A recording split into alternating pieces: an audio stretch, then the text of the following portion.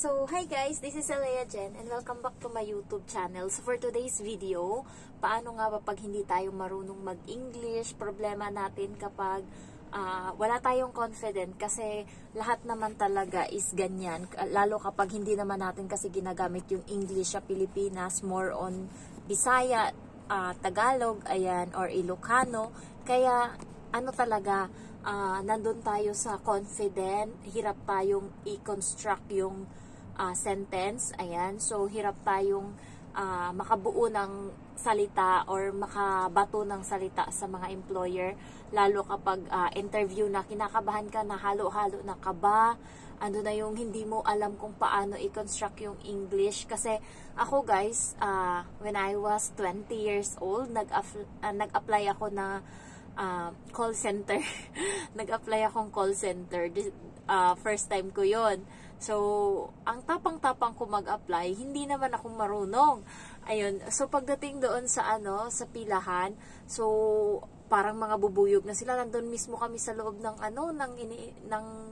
ng on-call ng mga call center. Ang niya pala is Alorica. Ayan, so kasama ko yung kaibigan kong lalaki. Inaya niya lang ako. Siya yung gustong mag-call center. Ako naman, pumunta lang. Sinamahan ko lang siya.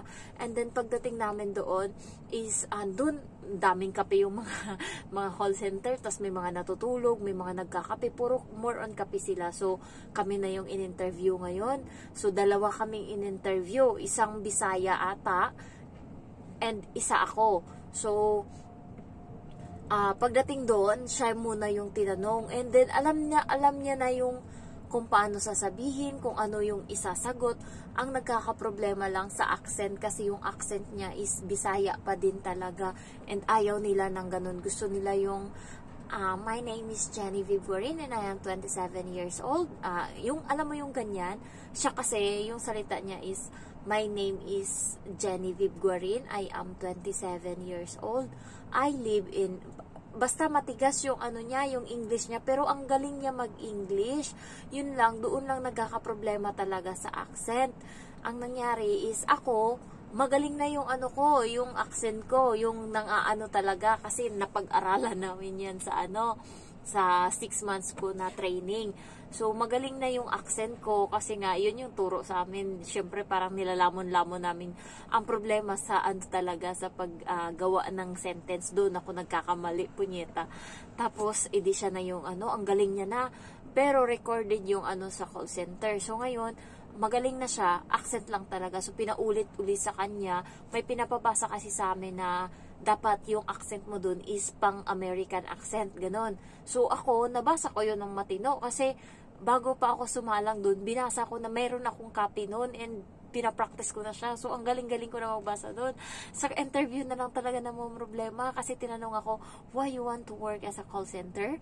And then sabi ko, because I was working in a mall for already 8 years. Sabi ko, 4 years. And I was so tired of standing already, and here in call center I would be in seat and I was just working while sitting. Pero nung time na yun, hindi ko masagot-sagot. Puro you know, ganun lang yung sinasabi ko. So, hindi ko naman kasi sineryoso yun. Hindi ko naman sineryoso kasi may trabaho naman ako. And day off ko lang yun, sinamahan ko lang yung kaibigan ko. So, tapos, yung isa, sabi niya doon, you know what, if it's not recorded, I would hire you, I would pick you because you are good already in grammar, you are good already aside from the accent. And then sabi ng lalaki sa Tagalog, kahit lumuhod pa ako dito sa harap mo, tanggapin mo lang akong, i-hired mo lang ako. Sabi niya, I'm so sorry, but this one is recorded. Sabi niya ganun. So, kahit magaling siya, sa accent naman siya nagkakamali, hindi pa rin siya natanggap. Ang dito guys sa atin sa English, kapag nag-interview tayo, magpapa-interview tayo sa employer, first is magsulat ka na, alamin mo na yung mga possible question and alamin mo na yung answer doon. Mag-construct ka na ng answer. Halimbawa, why you want to work in Hong Kong as a helper? And then, dapat may sagot ka na dyan. Ilagay mo na siya sa papel or isulat mo na siya sa notebook. I want to work in Hong Kong as a domestic helper because I want to you know what already, ma'am, Hong Kong helper have the highest salary, and it makes me help my family more, and I could save also for myself. Aside from that, we also have a day off every week, so I could rest even for one day. And also, I didn't hear anything violence happen in Hong Kong, and the law in Hong Kong is injustice for the helper and the employer. So I was confident that no matter what happened, I would be okay. Alam mo yon, so in working in that country. So yung mga ganon, dapat may mga answer ka na. Kahit wag naman yung ganon kahaba sa akin, kasi pwede kang maano doon, malusutan ka, pwede kang matanungan doon kasi napaka dami mong sinabi. So pwede kang mahanapan ng butas doon para may follow-up question. Kung hindi ka marunong sa follow-up question kasi nga hindi mo naman talaga ano yung English. So ngayon, doon ka na talaga magkakaproblema, mag-ang-ang ka. Ako, kapag may mga ambush question, mas gusto ko yun, mas nata-challenge ako, and tungtuwa ako nun i-answer. So ngayon guys, I think my English is more good already. Ayan, kahit saan mo na ako isalang, but my accent, may nakita akong helper or may nakasalamuha akong helper, and her accent is more good than me. So ang accent ko is clear and mabilis ako magsalita. Yung kanya is, no, you're not going to do that, it was not good. Yung alam mo yung ganun, ang bagal na maarte. So gusto kong gayahin yung ganun, pero baka matuktukan ako ng amo ko. Punyeta, ang arte-arte mo, huy, katulong ka dito, hindi ka ano. So siguro yung helper na yun is pero yung ano niya, yung kinakausap niya is Chinese naman, buti sana kung foreigner, yung puti, pero Chinese naman yung ano niya, yung inaalagaan niya, maarte lang talaga siya. Hindi siya nakikipag-usap. Alam mo, yung ibang mga Pinay dito is ang taas ng tingin nila sa sarili nila, especially kapag naka-iPhone. Naka-iPhone. Ayan, so kapag naka-iPhone, alam mo yun na hindi naman lahat, pero halos ang taas ng tingin nila sa sarili nila. Alam mo, may nag-post na hindi naman ninakaw sa kanya yung iPhone 15 Pro Max. Ayan, hindi ninakaw sa kanya. Ang nangyari is nahulog niya ata kasi nag-uukay-ukay siya, nilapag niya. So ngayon, kinuha ng isang katulong din. And then, tinanong ngayon kung sa kanya. So kinuha niya kasi baka iba pa yung kumuha. And then, nagpabalik-balik siya dun kasi nga para mahanap ng may-ari. So, binalik niya nung huli kasi nga nag-ano-ano na. So binalik niya naman kasi nga hinahanap niya nga yung may-ari. Ngayon pinost siya. Ang sabi sa kanya na magnanakaw ka ng iPhone, ganyan-ganyan. Yung alam mo yung pinapamukha niya na iPhone yung cellphone niya, yung ganun-ganun. So imbis na i-bash yung nagnakaw, hindi naman talaga ninakaw. Siya ngayon yung binash, yung panay post. Parang ilang beses niyang pinost yung video doon sa Pangyaw, and ang dami namin doon, siguro mga nasa 100,000 kami. Post siya doon ng post na ito, magnanakaw to inyo. Pero wala namang ebidensya na kinuha sa bag niya. Nandun lang sa video na nag-uukay-ukay sila, and ito yung magnanakaw, nag-uukay-ukay, yung naghalungkat ng mga damit, and siya nandyan katabi ng magnanakaw. Ganon. So, alam mo, yung mga mayayabang dito, yung naka-iPhone, maliban na lang sa kaibigan ko, syempre, naka-iPhone din naman yun sila, pero hindi sila mayabang. Pero halos karamihan, yung helper na yun is, kinakausap ko siya, and hindi siya masyadong yung ang taas nga ng tingin, pinaparinig niya talaga sa akin na yung accent niya and ganyan, and tinanong siya ngayon ng alaga ko, can I play with you? Sabi ng alaga ko. Sabi ko naman sa alaga ko, no Emma, it's not allowed to play with her because she have another baby to look out. Sabi niya talaga sa alaga ko, no, because you're not my responsibility. Sabi niya talagang ganun. So, pwede niya namang sabihin yun na kasi bata naman yun, 5 taon pa lang yung alaga ko. And yung mga naging kaibigan ko na kasi na mga helper na iba, sabay-sabay kaming naglaro. Lahat yan, yung mga alaga nila, and kami ng mga helper, naghahabulan kami. So, parang nasana yung alaga ko na kapag may nakakausap akong ibang helper, and sasabihin niya yun, naglalaro na kami.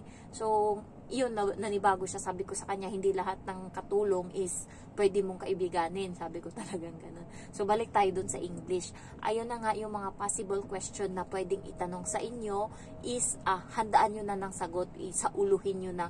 Especially yung introduce yourself, gawin nyo na yon. And guys, pagdating dito sa Hong Kong, hindi mo naman na kailangan na sobrang galing mo sa English. Kasi kapag yung amo mo is na ano din naman yan sila, hindi rin naman sila marunong mag-English yung iba. Nasa sign language lang, ganyan. So, depende na lang talaga. Pero mas may advantage nga lang yung marunong kang mag-English kasi madali mong ma-pick up yung sasabihin nila and hindi kayo nagkakamalian. Ayan. So, hindi ka magkakamali and siya din, yung smooth lang ba, katulad sa amin dito kasi hindi ako nagkakamali kasi nga naiintindihan ko yung instruction nila. So walang sigaw na nangyayari, walang stress na nangyayari, ang dali lang ng trabaho. So ganun lang yung advantage. And tips din para gumaling kayo sa English is sanayin niyo yung sarili niyo na magsalita mag-isa, na nakikipag-usap ka kunwari, ganyan, and magbasa ka ng libro na English lahat, and manood ka ng mga movie na English, ganyan, basta more on English. And yung nagtanong sa akin kung pwede nga daw ba kahit hindi high school graduate, yes, pwede po. Kasi hindi naman sila naghahanap ng diploma. Pag nag-apply ka, hindi kanila hanapan ng diploma. Kahit nga sabihin mo sa kanila na hindi ka graduate ng elementary, papapasukin kanila eh. Walang requirements na kailangan high school graduate. As long as kaya mong gampanan yung trabaho mo as helper and nakakaintindi and nakakapagsalita ka ng English. Pwede kayo mag-download ng dating apps kung nasa Pilipinas kayo and wala naman kayong asawa. Mag-download kayo and doon may mamakasalamuha kayong mga AFAM. Doon kayo gagaling. Kasi ako, hindi naman ako magaling dati sa English. Ano lang talaga, 2 AFAM yung kinausap ko. Yung una, yung taga Sri Lanka, 8 months kami. So doon, parang pag nag-aaway kami, tapos biglang hindi na ako marunong magsalita kasi nga naiinis na ako and ang dami kong gustong sabihin kaso hindi ko masabi kasi hindi nga ako ganun kagaling pa. So, sa tatahimik na lang ako and maiinis na lang ako nang titingin sa kanya. Sa pangalawa, taga Maldives, hanggang ngayon, nagchat pa naman sa akin. Eto talaga yung dito talaga nasana yung English ko kasi simula pandemic, 3 taon na kami. And yun talaga yung nakakaano ko talaga, yung usap talaga namin na malala.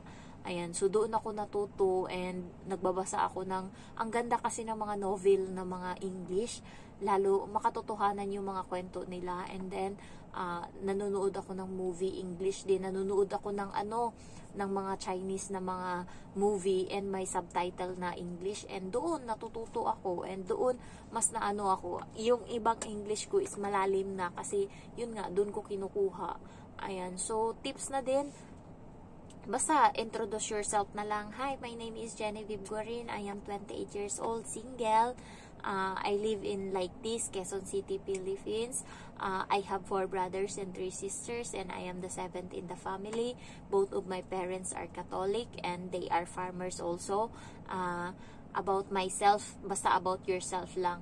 I work as a domestic helper here in the Philippines for 2 years, and I serve 4 members of the family. My duties are chuchu ganyan, are cleaning the house, washing the dishes, ironing, cooking, and I play with the kids, teaching them some sinabi ko pa ngayon sa amo ko, and wala yan doon sa sa tinandaan ko na introduce yourself. So parang doon ako naang-ang.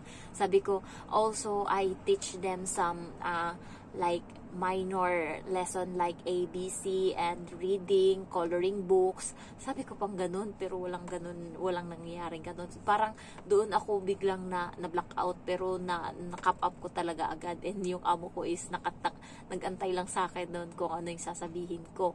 And then, ano pa ba yun? Ano pa ba? I work as a domestic helper. I am a domestic helper here in the Philippines. And then, sasabihin mo, tapos doon ka natitigil, and then magpa-follow up question yan sila ngayon. So, why do you want to work in Hong Kong as a helper?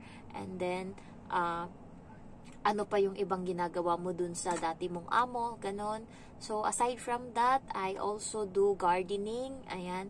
So, in the house of my employer, there's a flower space there, and then I plant flowers to attract more good surroundings and like it was more fresh in the mind and for the eyes. Ganon yung mga chuchugan yun. So, ayun lang. And what, sabi ng amo ko, ano daw yung pinakamasarap na luto ko. Sabi ko, in the Philippines, the most favorite cook that I do is sisig. And then it was made by pork grilled or fried. And after that, chop it into small pieces and then cook it again with the pig brain and put some seasoning in it and then add egg if you want, ganun. And then naghirit din ako. And also, ma'am, I already know a simple cook from Chinese because I keep on watching in YouTube. Sabi niya, oh really? Sabi ko, yes. And then I write it down in my book, in my notebook. So anytime I have some copy of it, sabi ko ganun. So parang natuwa sila. So guys, arte-artehan nyo na lang, and kunwari may kausap kayo, galingan nyo na lang, kasi pagdating dito sa Hong Kong, hindi naman ganun kaano yung English dito. As long as naintindihan mo yung amo mo, wala ka namang ibang kakasalamuha. And pagdating dito, matututo ka rin naman. And kahit sign language, kaya din naman eh. Ayun lang, and good luck sa inyo. I love you all. Bye-bye.